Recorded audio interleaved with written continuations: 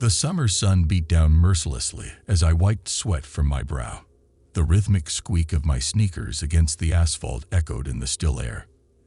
Every muscle in my body screamed with exertion, but across the court, my younger brother, Daniel, looked fresh as a daisy. Our dad had just finished setting up the new basketball goal, and all day it had been our own personal battleground. We played one-on-one, the score a constant dance between us. But if I'm being completely honest, I was losing most of the time. Daniel, at 17, towered over me by 5 inches. Every jump shot felt like I was shooting over a tall building. When it was nighttime and the mosquitoes started to bite our legs, our mother called us into the house. We retreat into our house, the familiar creaking of the floorboards greeting our bare feet like an old friend. I sat down for dinner, the warm smell of Mom's meatloaf filling the air, but Daniel didn't join me. He darted straight to the bathroom like a shot rabbit, slamming the door shut behind him with a muffled thud. He was up to something, I could sense it. It wasn't just the mischievous glint in his eyes when Mom asked him where he was headed. "Just gotta use the restroom," he mumbled, his mouth pressed into a tight line in a desperate attempt to suppress a smirk. He always did that when he was doing something he had no business doing, that forced-down smile that never quite reached his eyes. I dug into my meatloaf as if I hadn't seen food in a lifetime. There's something about playing outside all day that turns your stomach into a bottomless pit.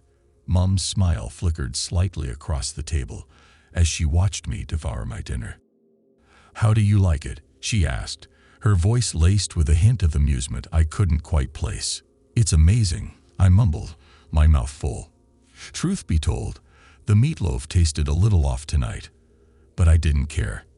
"You already know what I'm about to ask," she continued, her playful tone masking the knowing glint in her eyes. "May 22nd means only one thing, so don't even try to be slick about it." A cold dread bloomed in my chest. Report card day. The weight of my math grade, a giant crimson F blooming on that final report card, threatened to hurtle me in the inevitable uncomfortable conversation with my mother, a confrontation that I much rather not have. Thankfully, Mom hadn't mentioned it earlier. It allowed me one last day to enjoy the summer, because I already knew what failing in the last semester of school meant. Summer school. But now, the thought of the conversation gnawed at me. Should I confess? Maybe facing her disappointment now would be better than the constant churning worry in my stomach. She knew I had the report card, so there was no point in trying to lie. I sighed, dropping my fork next to the bits of meatloaf I had left, and made my way to my room. As I passed the bathroom to get to my bedroom, a strange, quick sound erupted from inside the bathroom. It was a yelp, a sound you'd hear a hurt puppy make, but sudden and sharp. The yelp was followed by a horrifying double whammy of noise, a sharp snap, like a thick stick being broken, and then a deep, heavy thud. It sounded like something large fell, maybe even Daniel himself. The sounds froze me in my tracks. My hand hovered near the bathroom door, listening intently. Silence, an unnatural, suffocating silence. Suddenly, my feet started to feel cold, a wet kind of cold. I looked down, and my breath hitched in my throat. Blood. Crimson tendrils of blood snaked out from under the bathroom door, swirling around my feet. Nausea churned in my stomach. Instinctively, I jumped back from the pool of blood, a primal scream ripping from my throat. The sound echoed through the house, shattering the silence. Moments later, my mother came careening around the corner with my dad close behind, who was jolted awake by my scream. One look at the scene, and Mom's face drained of color. I didn't need to explain. I just stood there, frozen in a tableau of shock, my gaze glued to the blood seeping from beneath the bathroom door. Dad reached the bathroom door first, his hand instinctively going for the doorknob. It wouldn't budge. Locked. They both started pounding on the door, their voices raw with panic as they screamed Daniel's name. My dad shoved my mom aside. With a strong kick, he slammed his foot into the door. The hinges shrieked in protest, and the door caved inwards, swinging open with a deep thud. I was at an angle, unable to see what my parents were seeing, but the raw terror on my parents' faces spoke volumes. Mom crumpled to the floor, sobs racking her body as she screamed a name that wouldn't come out. Dad, his face etched with a grief so profound it seemed to age him in seconds. But unlike Mom, he remained standing, his composure a dam holding back a tide of unimaginable anguish. My dad walked into the bathroom, but instantly came stumbling back out, as if whatever he was seeing, whatever had just happened to Daniel, was physically too much for him to keep looking at. He stumbled out of the bathroom, mumbling and crying incoherently. He choked on his words, the same horrifying question looping over and over from his mouth. What happened? Oh God, what happened? Driven by a morbid curiosity that warred with my terror, I inched towards the bathroom, grazing my back along the wall, trying to put as much distance between myself and the door as possible. My parents' reaction had planted a seed of dread, a chilling premonition that made me want to just turn around and run. But I just needed to know what it was, what happened to my brother. I peeked inside, and a sight met my eyes that horrified me to my core. But what truly baffled me was how what I was seeing could even be possible. My brother's body was completely limp, sprawled on the ground like a doll. He lay face up, or rather, body up, because his head was torn from his neck. The skin of my brother's neck was marred by a jagged line of torn flesh, exposing the deeper layers of dermis and subcutaneous tissue.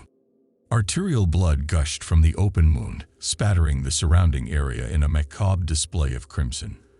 The neck bones, once hidden beneath layers of skin, fascia, and muscle, were exposed, their bony surfaces glistening an unnatural white. The cervical vertebrae, a twisted mess, their alignment grotesquely distorted, like a bowl of limp spaghetti. The veins hang flaccid and lifeless, their lumens empty, their contents spilled onto the ground. The tendons dangle like frayed strings, their connections to muscle and bone severed, their purpose now rendered useless. Suddenly, I noticed something in Daniel's hand, a bottle. Swallowing the fear of moving closer, the fear of stepping in my own brother's blood, I focused my eyes on this bottle, a desperate attempt to block out the horrific scene around me. In a total shot in the dark, I felt like this bottle could mean something, anything that could shed light on what just happened to my brother. I was desperate for answers. Ignoring the sharp sting of tears welling up, I grabbed the bottle from his lifeless hand. In that same moment, a bear hug engulfed me, and my dad swept me away from Daniel. He set me down outside the bathroom, the bottle still clutched tightly in my hand.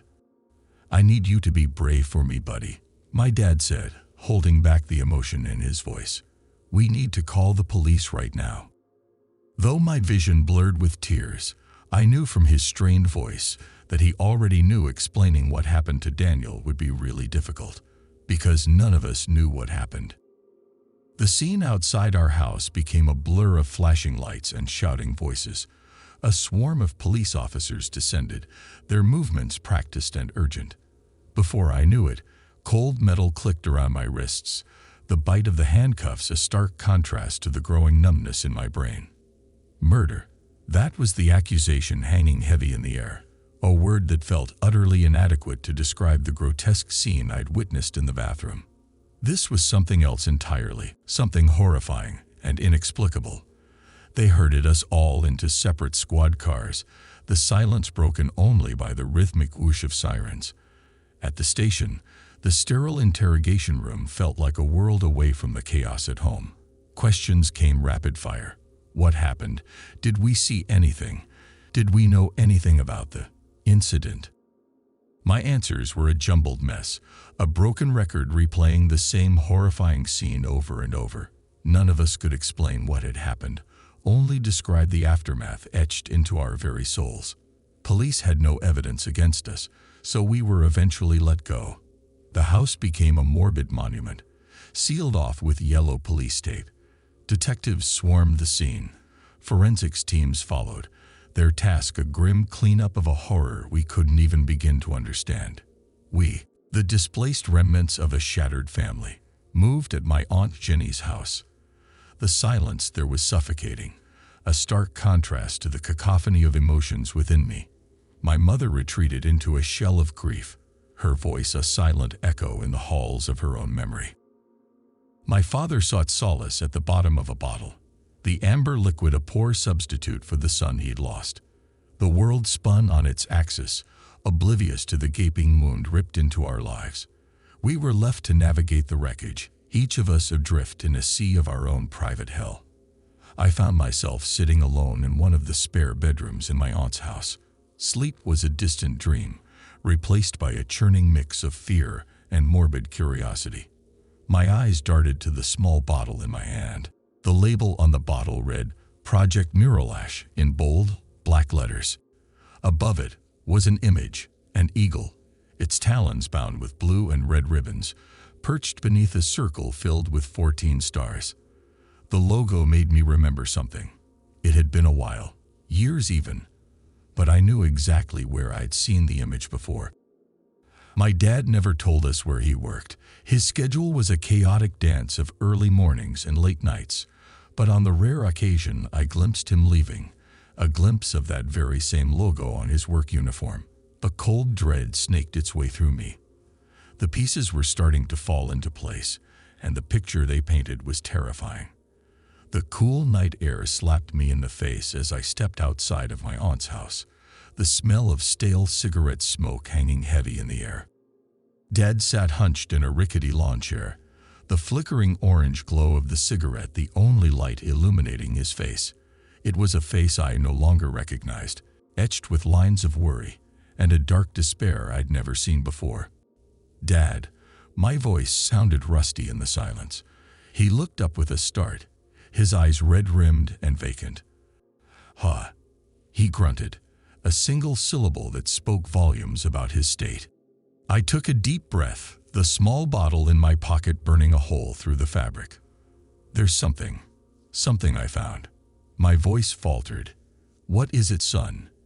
He took a long drag from his cigarette, the ember briefly illuminating the haunted look in his eyes. "It was in the bathroom," I blurted. "On the floor, next to Daniel." Hesitantly, I pulled out the small bottle, my fingers trembling slightly. He snatched the bottle from my hand, his movements faster than I expected. The lines on his face seemed to deepen, etching a mask of raw terror. The silence stretched, thick and suffocating. Then his eyes darted to the image of the logo on the bottle. Recognition dawned on his face, swift and brutal. The blood drained from his skin. It was as if a dam had burst within him, unleashing a torrent of raw terror. In that moment, I saw a truth so horrifying, it took my breath away. Without a word, he bolted out of his chair, the metal scraping harshly against the concrete patio floor. His frantic movements echoed the tempest brewing behind his eyes, and a primal fear pulsed in my veins, the fear of a son witnessing the world shatter around his father. "Go inside, Sam," he rasped, his voice tight with a barely concealed panic. "Everything's going to be fine. Just don't worry about this." His words rang hollow, a stark contrast to the fear etched on his face. "Don't worry about it." My voice trembled. "How can I not worry? Dad, what's going on? What happened to Daniel?" He wouldn't meet my eyes. He simply turned his back on me, the bottle clutched tightly in his hand. His entire body seemed to vibrate with a suppressed energy. I said, "Go inside." He repeated, his voice a low growl. "This isn't something you need to be involved in." But as he spoke, I saw it, the flicker of helplessness, the tremor in his hand despite his attempt to appear strong. The bottle clearly held a message far more terrifying than I could even grasp, and my dad, for reasons unknown, seemed to know something about it. He may have told me not to worry, but there was no way I could obey. The horrifying truth about my brother and the bottle I found had already begun to unravel the threads of my reality. Stepping back inside, the house seemed to swallow me whole. The air hung heavy with a suffocating silence. My mom remained in their shared room, a ghost of her former self. Medication now kept her tethered to the bed, a silent prisoner in her own body. The vibrant woman who used to laugh and scold us was gone, replaced by a hollow shell. Her mind, once sharp and witty, was a desolate wasteland. The image of Daniel, forever etched in her vacant eyes, was a constant reminder of the life ripped away from us. It was a picture I couldn't unsee, a silent scream, echoing in the emptiness that was my mother. Exhaustion finally claimed me. I stumbled to my own spare room and collapsed onto the bed, the tears I'd been holding back for so long erupting in a torrent. Hours melted into one another as I grieved, the raw ache in my chest an unwelcome companion. A hot shower helped wash away the grime, but couldn't cleanse the image of Daniel's body from my mind. It replayed on a loop, a horrifying scene I wished I could erase. Yet another image haunted me, the logo on the bottle, a stark reminder of my dad's work uniform. Sleep came eventually, a heavy thing dragging me under. But it was short-lived. I jolted awake, heart hammering in my chest. A dark silhouette stood in the room, my dad. The dim light softened his features, but sleep still clung to my vision. He leaned closer, his touch a feather-like kiss on my forehead. "I love you," he whispered, his voice thick with a hidden emotion. "Look after your mother." It was a plea, a burden he placed upon me. Then he was gone. A faint creak echoed through the house, the front door of my aunt's place, opening and closing with a soft thud. Had I imagined it all?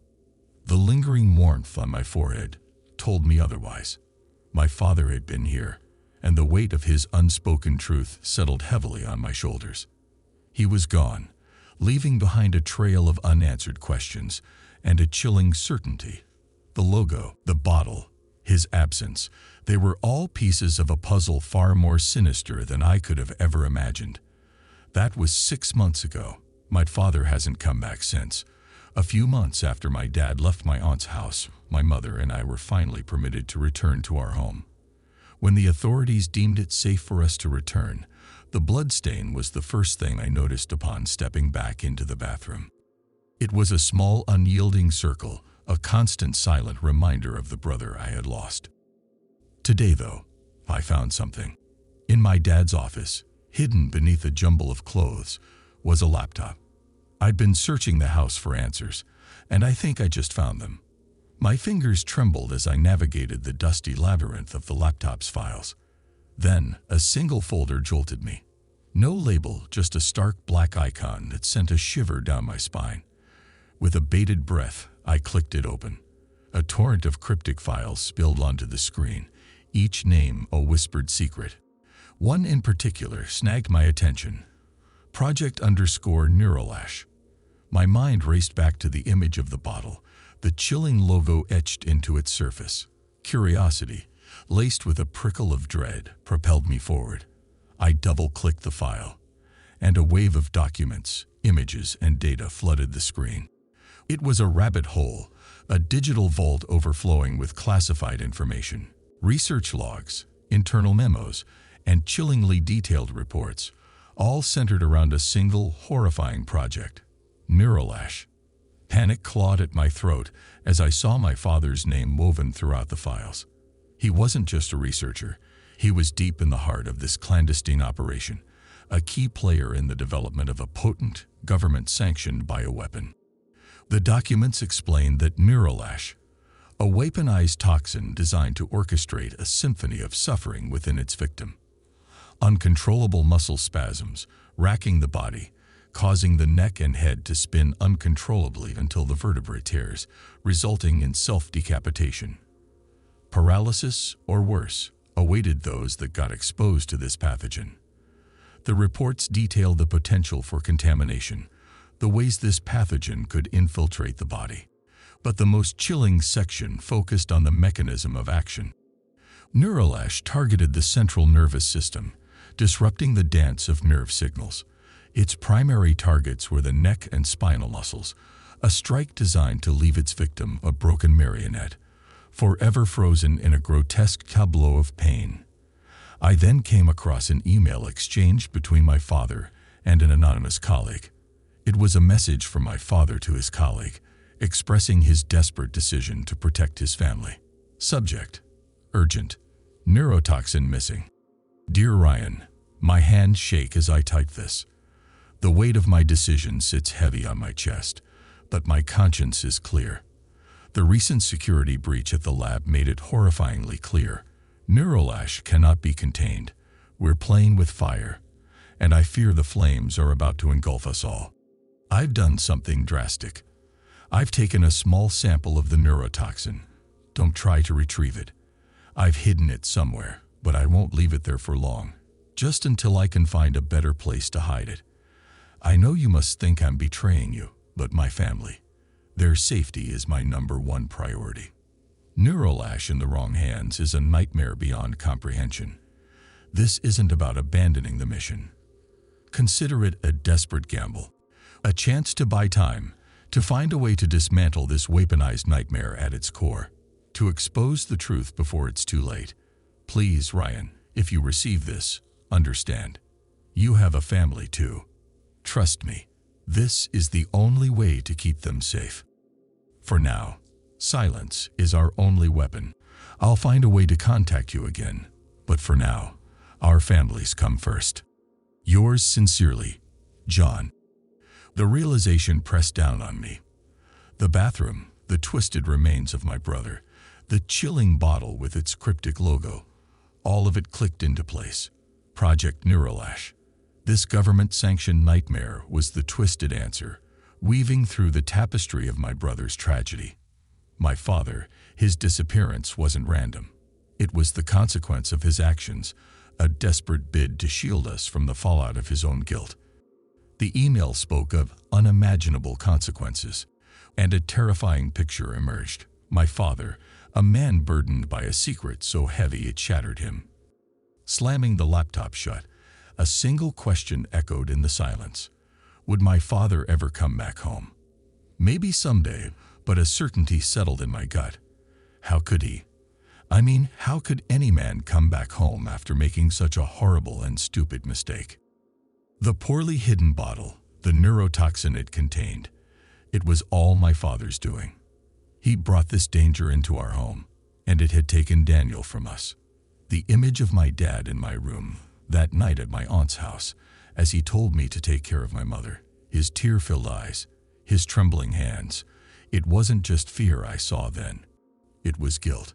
The guilt of a man who failed to protect his family, who brought a deadly secret under our roof and hid it poorly, leading to the death of his own son, the death of my brother.